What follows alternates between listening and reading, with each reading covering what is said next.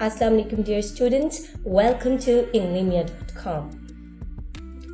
Whenever I ask my students why they are unable to speak in English, even after 10, 12, 14 or even 16 academic years, you know what? What is their answer? They say, we cannot speak in English because we have insufficient vocabulary.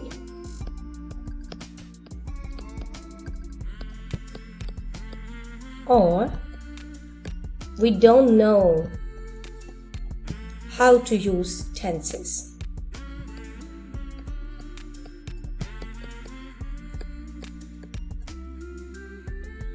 Usually they answer like this. So today we have to break this old notion and we have to learn English with a new perspective. तो जनाब, मुझे बताइए कि ये जो मैंने अभी आपके सामने इंग्लिश बोली, इसमें कौन सा ऐसा मुश्किल वर्ड था, कौन सा ऐसा टफ वर्ड था, कौन सा ऐसा मुश्किल लफ्ज था जो आपको समझ न आया, और कौन सा ऐसा सेंटेंस था जिसका स्ट्रक्चर आपको समझ ना आया। यहाँ पे प्रॉब्लम फिर किस चीज का है? अगर ये चीजें आपको समझ आ गई हैं तो रुकावट क्या है? यहाँ पे आज हम ऑब्स्टेकल अपनी फाइंड आउट करेंगे कि ऐसी कौन सी रुकावट है, ऐसी कौन सी ऑब्स्टेकल है जो कि हमें इंग्लिश बोलने नहीं देती या हमें मुश्किल में डालती है। तो अगर हमें ये सारी चीजें समझ में आती हैं तो आखिर कौन सी रुकावट है जो हमें इंग्लिश बोलने नहीं देती? हमें इंग्लिश को जब समझ आ जाती है तो फिर हमें क्या चीज है जो आगे नहीं बढ़ने देती? पहले इस प्रॉब्लम को फाइंड आउट करेंगे और फिर इसका सलूशन निकालेंगे। जो हम पढ़ के आए, हमने 10 साल, 12 साल, 14, 16 या इससे भी ज्यादा पढ़ा है, तो एक रिच जो ट्रेजर है वोकैबुलरी का, सेंटेंस स्ट्रक्चर्स का हमारे माइंड में ऑलरेडी मौजूद होता है। हमें प्रॉब्लम क्या होती है कि ये हमारा लैक ऑफ कॉन्फिडेंस है, जो हमें यही हमेशा कहता रहता है कि ये हम नहीं कर सकते, ये तुम नहीं कर सकते, ये समझ नहीं आएगा, ये व्हाटएवर। ठीक है, ये लैक ऑफ कॉन्फिडेंस है और ये मसला है हमारी हैबिट का। ठीक है, लैक ऑफ कॉन्फिडेंस तो आपको समझ में आता होगा कि हमारे अंदर इतना कॉन्फिडेंस नहीं होता कि हम जो सोच रहे हैं वो बोल सकें। तो क्यों ना आज पहले इस सोच को बदलने की कोशिश करें। सोच का ताल्लुक है आपकी हैबिट के साथ, थिंकिंग,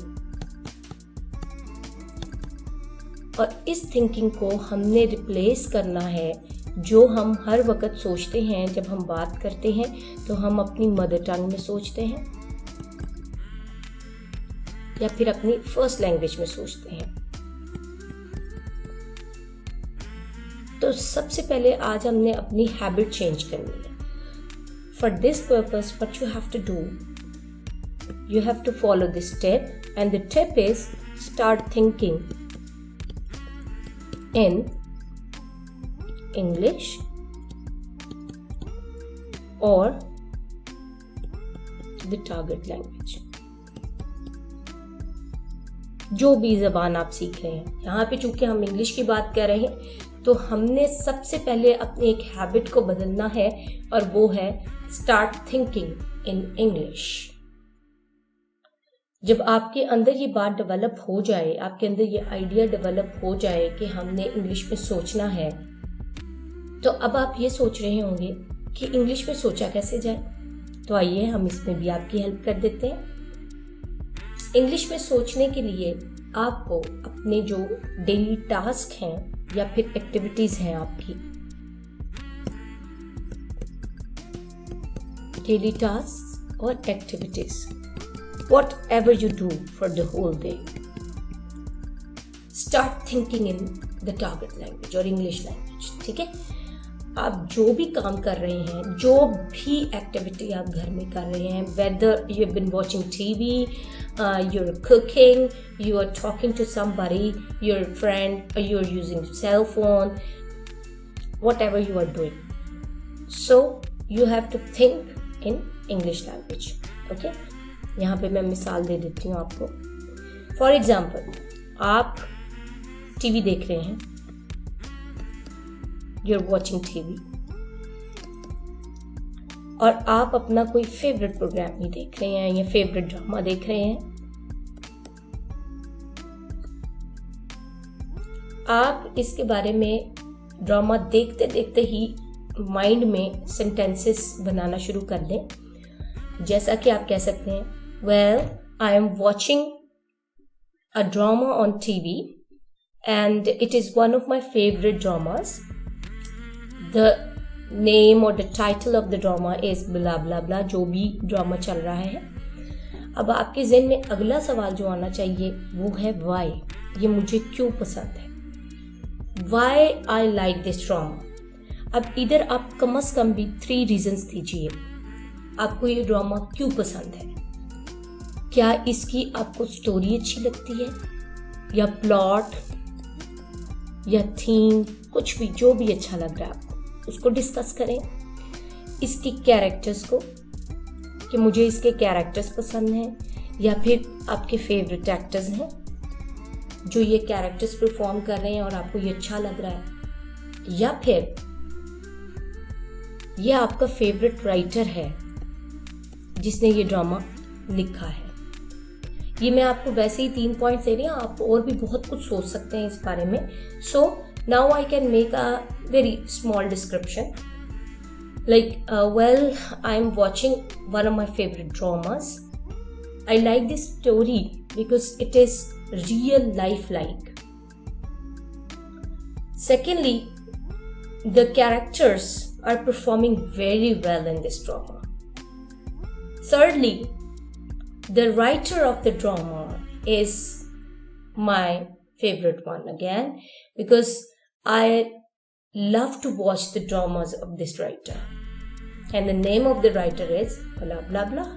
तो इस तरह आपने देखा कि आपके माइंड में कुछ जुमले बन गए हैं जिनको आप किसी के सामने भी बयान करके अपनी अंग्रेजी को इम्प्रूव कर सकते हैं. दूसरी मिसाल ले लेते हैं हम कुकिंग की. आप कुछ भी कुक कर रहे हो, उसकी डिस्क्रिप्शन अपने माइंड में बनाना शुरू कर दो. आप केक बेक कर रहे हैं, केक बनाने के लिए भी हम 3 पॉइंट्स अपने माइंड के अंदर ले आते हैं और एक माइंड मैप सा तैयार कर लेते हैं. आप कह सकते हैं, well today I am baking a cake, it is my brothers favourite cake and that is chocolate cake. Okay,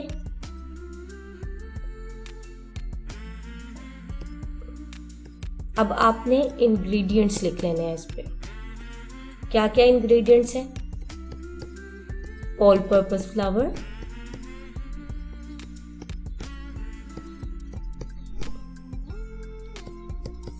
baking powder,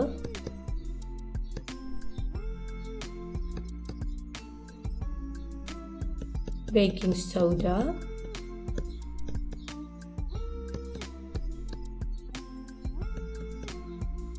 1 pinch of salt, sugar and whatsoever. Okay, अब ये आपके पास एक रिच मटेरियल आ जिसको आप इंग्लिश में सोच सकते हैं.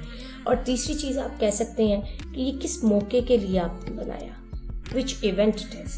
Now I am going to tell you that how you can express this situation in English.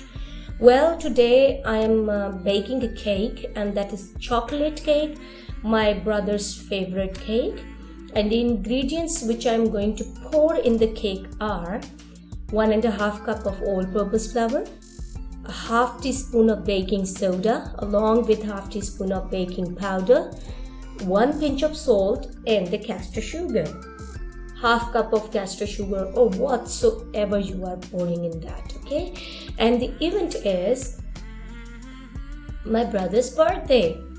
I'm going to give him a surprise. तो इस तरह आपने देखा कि 5-6 जुमले आपने इसके बारे में अपने माइंड में प्रिपेयर कर लिए हैं।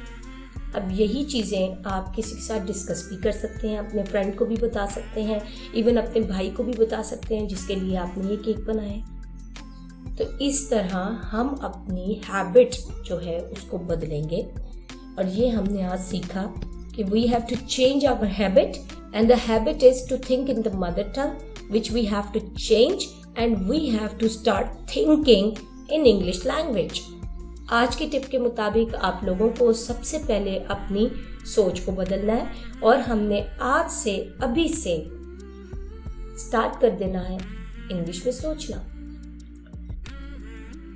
Thank you very much, take care, Allah Hafiz.